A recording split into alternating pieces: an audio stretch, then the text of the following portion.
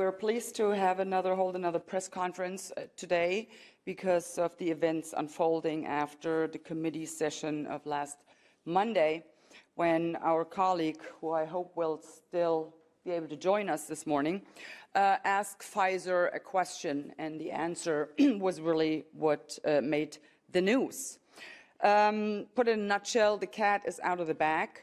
It was a gigantic lie, what they told us, that these vaccines would prevent you catching this virus or would prevent transmission. Well, none of that was true, as it turns out. And based on that lie, all of the mandates, all of the lockdowns, all of the non-pharmaceutical measures as wearing masks, staying at home, curfews, all of that was based on that gigantic lie. And yet, they will not acknowledge it. No, they just go ahead with whatever they want to do with us. I would like to point out a couple of things from the EU Commission's action plan, EU response to COVID-19, preparing for autumn-winter 2023. As you might have guessed, the focus, of course, is still on these hazardous mRNA injections. Well, that's not surprising here. They would like to implement and coordinate effective communication initiatives and strategies to promote uptake of additional injections and complete the primary series of those who have not even begun yet, the unvaccinated. So once again, a particular group of a population is being targeted, and that's what they're trying to do. They would like to increase vaccine confidence by debunking mis- and disinformation. Well, who is spreading the mis- and the disinformation? It is EU Commission, it is the pharmaceutical companies, it is governments, especially in the Western democracies. They are the ones spreading the mis- and the disinformation. They are the ones telling people lies. For what? So their pharmaceutical companies make profits and profits and profits. And the risks, well, guess what? You, the taxpayers, you will be left with the risks. And then, of course, they want to target, and they specifically say that, target hard-to-reach population groups. Well, I guess in that instance, they are actually talking about me. Yes, I am a hard-to-target, a hard-to-reach a population group, because I saw through their lies from the get-go.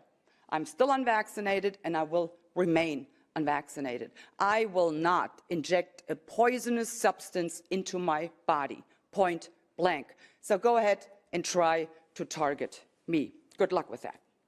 Then, of course, they go on with the gaslighting, labeling vaccine hesitancy, this is what they call it, as anti-Western and anti-EU.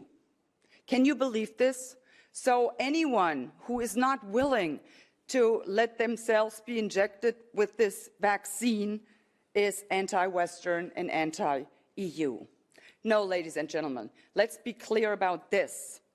If you do not want to poison your body, and it is your choice to do with your body whatever you please. Remember, my body, my choice? That's their narrative, actually. Remember that. So, if you do not want to take that vaccine, that has nothing to do with being anti-Western or anti-EU. It is pro-people. That's what it is. And it is anti-globalist elites. That's what it is. And in this action plan, they refer several times to not only COVID-19, but now they slip in influenza. So this will be the next step for their measures, whether it be vaccinations or non-pharmaceutical interventions like wearing masks or staying at home curfews. Then they will be able to do so when there is an influenza pandemic or wave. And whenever I think they could not possibly come up with yet another atrocity to inflict on people, they sure as heck prove me wrong. The EU Commission proposes now the prioritized administration of the update injection for the vulnerable groups, and then they list who these vulnerable groups are. And they start by saying people aged 60 years and older, individuals with underlying conditions. No problem there. But then they list another group. And you really need to brace yourselves for that one. The vulnerable group among those who should be given priority to take this update vaccine are pregnant women.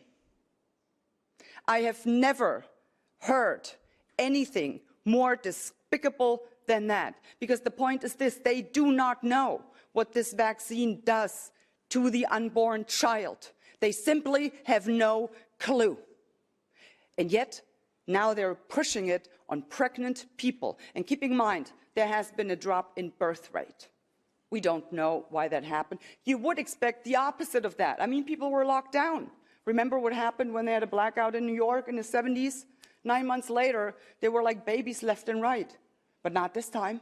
People were locked up for months in their homes. Nothing. Drop in birth rate? Interesting question. And these are the questions that we should be asking. So just to give you an update on that, they will continue to try, they will continue to push whatever their end goal is. They are trying to. And yeah, I would just like to thank you for supporting us and for letting us know that we indeed are advocating and fighting for what you, the people, want. These globalists and their puppets are but a few people with no regard for you, for the people. We, on the other hand, are many, because we are the people. And we will continue to fight for you, for your rights, for freedom, democracy, and the rule of law. Thank you very much.